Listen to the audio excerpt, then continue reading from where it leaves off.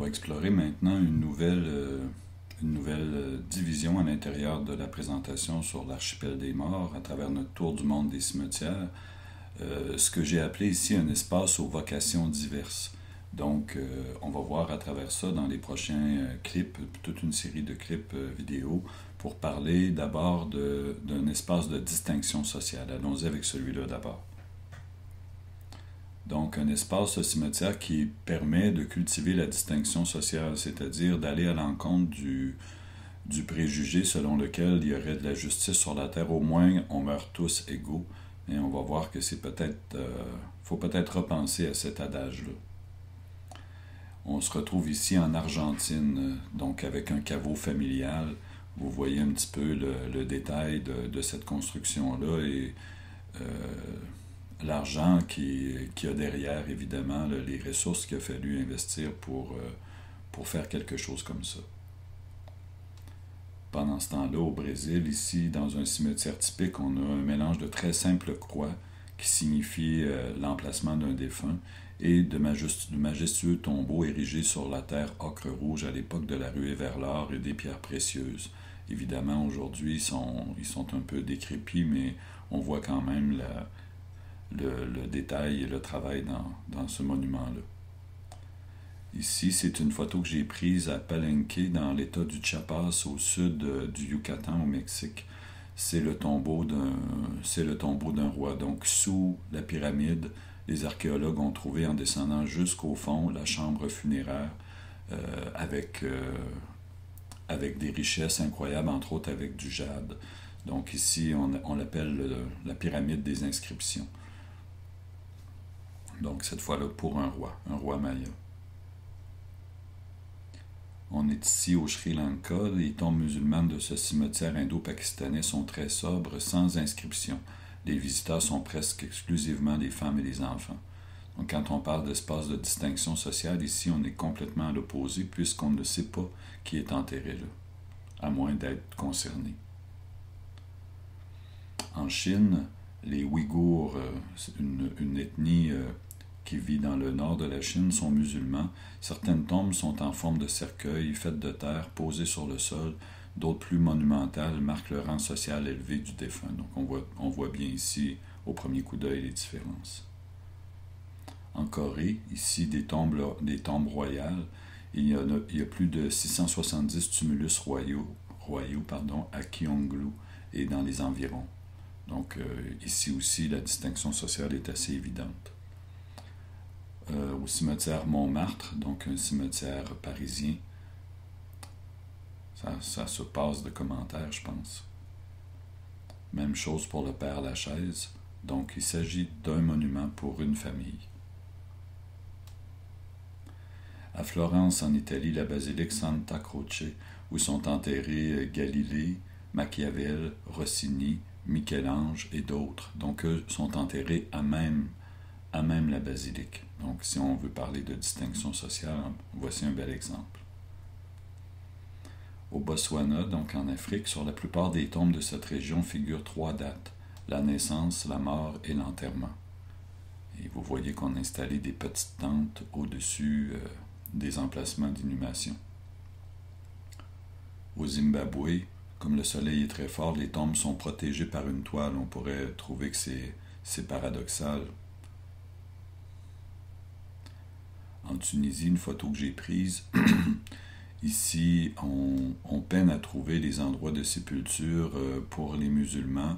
Il semble que ce soit une tradition de ne pas vouloir marquer de façon ostentatoire le décès de quelqu'un ou le lieu où il est enterré. D'un autre angle ici, on voit quand même quelques pierres tombales, plutôt quelques tombeaux qui sont assez simples, avec un livre ici sur le dessus qui représente le Coran ouvert avec un passage. Quand on s'approche de la tombe, on peut lire un passage du Coran. Toujours en Tunisie, dans le même cimetière, une vue d'un petit peu plus près. On voit bien ici les écritures là, qui miment le Coran.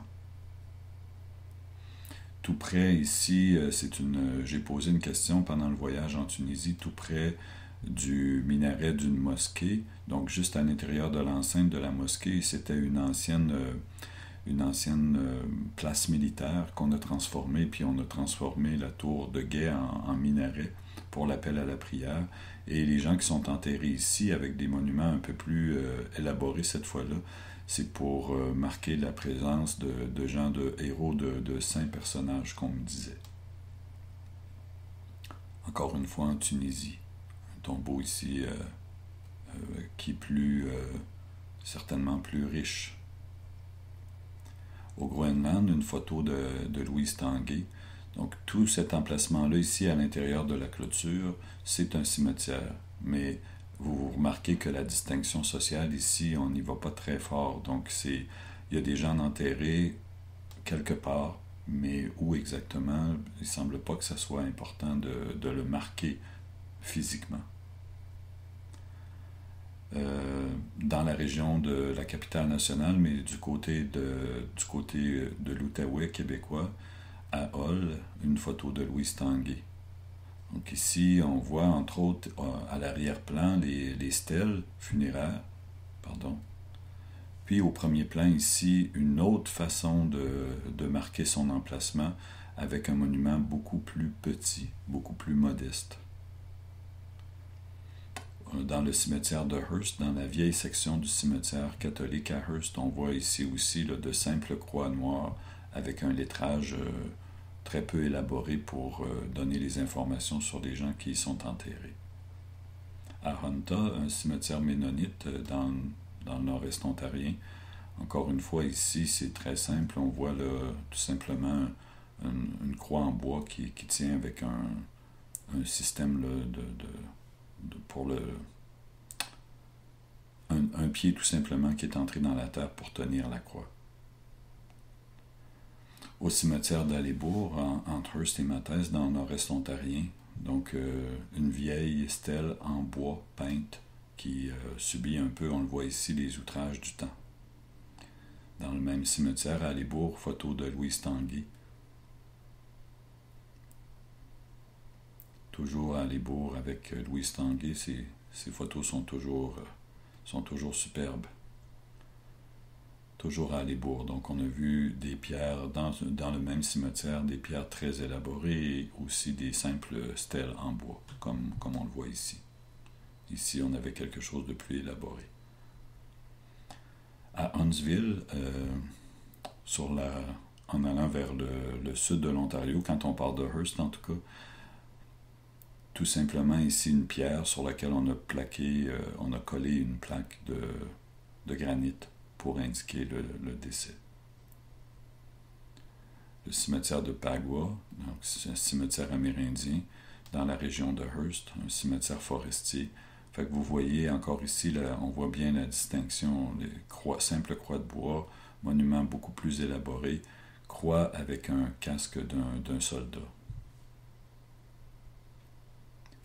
Au cimetière amérindien de Oka, une photo de Louise Tanguay.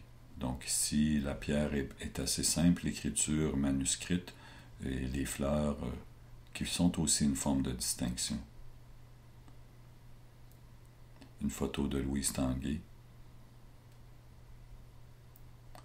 Le cimetière Notre-Dame-de-Grâce à Montréal, photo de Louise Tanguay.